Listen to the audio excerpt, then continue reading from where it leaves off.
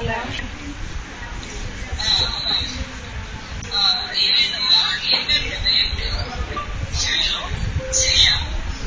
మాది నారాయణపురం మేడం. చెప్పమ్మా, జరిగి చెప్పు. ఫీజు తీసుకుంటామని స్కూల్కి వెళ్ళాను. మా పిల్లలకి ఫీజు తీసుకుంటాము అనేసి వేస్తామనేసి ఫీజు తీసుకొని బయట వస్తుంది. ఫీజుని అంతా చింపే దానికి ఇదన్నారు. చేతులు వేసి మా పిల్లల లైఫ్ అని చెప్పేసి చీరలు అడ్డు పెట్టుకున్నాను. నా చీరలు రెండు వెనక్కి పట్టుకొని చీరలు అంతా లాగి నడి రోడ్డు పైన ఈడ్చుకొచ్చి వాళ్ళ ఇంటి ముందు పట్టేసుకున్నారు. 80,000 పుస్తకము. నేను సంతకం పెట్టి 80,000 తీసుకున్నా. సంతకం పెట్టేదానికి కారణం నా మొగుడు నన్ను నా దగ్గర ఉండొద్దు, సైన్ చేయకపోతే నా భార్య నా కష్టం అర్థం చేసుకోకపోతే భయపెట్టేవాడు. ఇంట్లో ఉండేటప్పుడు భయపడి నేను సంతకం పెట్టేసినాను. నా కొడుకు మేడం వీడు వీడిని ఎత్తుకొని తీసుకొచ్చినాను.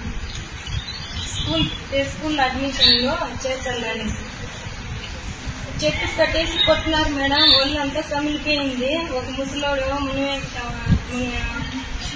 వెంకటలక్ష్మి, మునికెన్నక్క, జగదీశ్వరి, రాజా చాలా దారుణంగా మాట్లాడినాను. కోర్టుని కట్టుకండి, నేను లేదు, నా పిల్లల కోసం నేను బతకాలి, మా తోడు లేదు.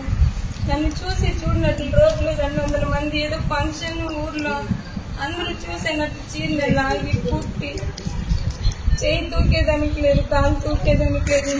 లేదమ్మా లేదమ్మా, ఇది చాలా దారుణం. ఇది నేను మాట్లాడాను, శ్రీకాంత్ గారితో కూడా నేను మాట్లాడాను. వెంటనే విషయం తెలిసిన వెంటనే మాట్లాడాను. నేను డిపార్ట్మెంట్ వాళ్ళతో మాట్లాడతాను. ఆల్రెడీ కేసు కూడా ఫైల్ చేశారు. వాళ్ళని కూడా నీకు కూడా ఏం లేదు, నువ్వు కంగారు పడకు, గవర్నమెంట్ నీకు అండగా ఉంటుందమ్మా.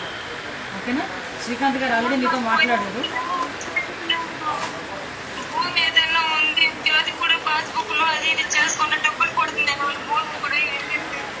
లేదమ్మా, ఒకసారి మన వాళ్ళు కూడా వస్తారు మీ దగ్గరికి. పెన్షన్ విషయంలో కూడా ఏదో ప్రాబ్లం వచ్చిందని చెప్పారంటే కదా శ్రీకాంత్ గారితోనే.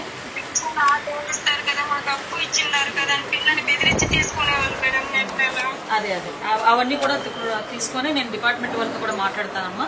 నువ్వు ధైర్యంగా ఉండు. సార్ కూడా నీతో చెప్పమన్నారు, ధైర్యంగా ఉండో చెప్పమన్నారు.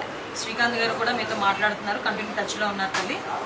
ఎవరు ఏ ఇబ్బంది అయినా ఒకసారి శ్రీకాంత్ గారు కూడా మీరు చెప్పండి, నేను కూడా ఫాలోఅప్ చేసుకుంటాను. సరేనా? ఓకే అమ్మా, ధైర్యంగా ఉండమ్మా. ఏది పిల్లోడాడి ఆయన అన్న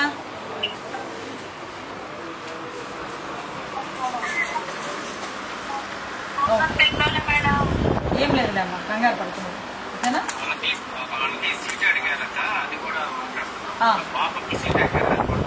ఎక్కడ సీట్ అడిగారు?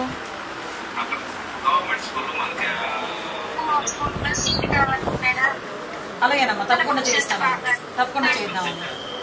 ఆల్రెడీ శ్రీకాంత్ గారు మాట్లాడారు, ఎమ్మెల్సీ గారు, తను చూసుకుంటారు. ఓకేనా? ధైర్యం ఉండదమ్మా, ధైర్యం ఉండదు.